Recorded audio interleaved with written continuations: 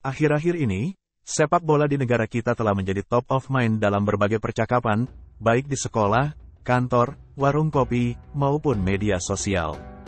Di media sosial, kita sering melihat dan mendengar berbagai komentar dari netizen yang membahas timnas pusat, timnas cabang Asia, timnas cabang Amerika, serta timnas cabang Afrika. Sebutan itu disebabkan oleh pemain sepak bola Indonesia saat ini kebanyakan merupakan pemain keturunan. Pembahasan ini sangat menarik karena melalui kata-kata mereka, mengandung sebuah cerita sejarah di masa lampau, sehingga Indonesia dikatakan netizen sebagai timnas cabang Asia. Yang kemungkinan dimaksud dari kata-kata netizen di media sosial adalah, timnas pusat merujuk pada Belanda, timnas cabang Asia mengacu pada Indonesia, timnas cabang Afrika meliputi sebagian kecil Afrika Selatan, mungkin termasuk Madagaskar, dan timnas cabang Amerika menunjuk pada Suriname. Perlu kita ketahui bahwa Belanda menjajah negara Indonesia kurang lebih 350 tahun lamanya, meskipun klaim ini sekarang banyak sejarawan yang membantahnya, maksudnya adalah tidak selama itu. Dalam sejarahnya, tentu saja kita memiliki beberapa hubungan kepada daerah-daerah yang dimaksud tersebut. Seperti contohnya di Suriname, sejarah migrasi orang-orang Indonesia yang diasingkan Belanda ke Suriname dimulai pada tahun-tahun 1890 sampai tahun 1939 Masehi. Pada periode awal, jumlah orang-orang yang diasingkan berjumlah 33.000 jiwa, yang diketahui bahwa mereka berasal dari Jawa Tengah, Batavia, dan Semarang. Sejak masa kolonial juga, Afrika Selatan sering menjadi tempat pengasingan bagi tokoh-tokoh, raja-raja, atau guru-guru agama yang dianggap merepotkan oleh penjajah Belanda. Salah satu contoh paling terkenal adalah Syekh Yusuf Al-Makassari, yang dibuang ke Cape Town, Afrika Selatan, pada abad ke-17.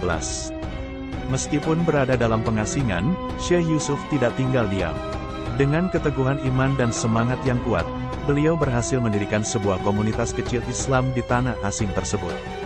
Komunitas ini, meskipun awalnya kecil, lambat laun berkembang dan menjadi besar, menunjukkan bagaimana ketabahan dan dedikasi bisa membangun fondasi yang kuat bahkan di tengah situasi yang sulit. Hal yang sama juga terjadi di Madagaskar, bahkan lebih kerennya lagi, hubungan Indonesia dengan Afrika Selatan ini sudah pernah terjalin di masa yang lebih lama. Sementara di negara Belanda sendiri orang-orang Indonesia yang migrasi ke sana bertujuan untuk menempuh pendidikan yang tinggi. Banyak tokoh-tokoh nasional yang belajar di negara itu, yaitu Muhammad Hatta. Tetapi harus kita ketahui pula, orang-orang Indonesia yang diasingkan ke wilayah-wilayah yang sudah disebutkan di atas kebanyakan dari mereka dikirim untuk dipaksa menjadi buruh perkebunan dan juga industri. Mereka yang diasingkan diizinkan untuk menikahi orang-orang lokal oleh Belanda, sehingga tidak menutup kemungkinan, kebudayaan yang ada di wilayah tersebut sedikit banyaknya mirip-mirip dengan yang ada di Indonesia. Hebatnya, meskipun telah menetap di negara lain selama beberapa generasi, komunitas-komunitas keturunan Indonesia tidak melupakan akar budaya mereka. Salah satu contoh yang menonjol adalah Suriname. Hingga saat ini, masyarakat keturunan Jawa di Suriname masih menggunakan bahasa Jawa dalam kehidupan sehari-hari mereka. Dari sebab pernikahan dengan orang-orang pribumi ini, yang nantinya menghasilkan keturunan-keturunan yang memiliki sebagian atau bahkan sedikit darah dari orang Indonesia. Penjelasan di atas menjawab dari mana dasar netizen-netizen di sosial media mengatakan timnas pusat, timnas cabang Asia, cabang Afrika, dan cabang Amerika berasal.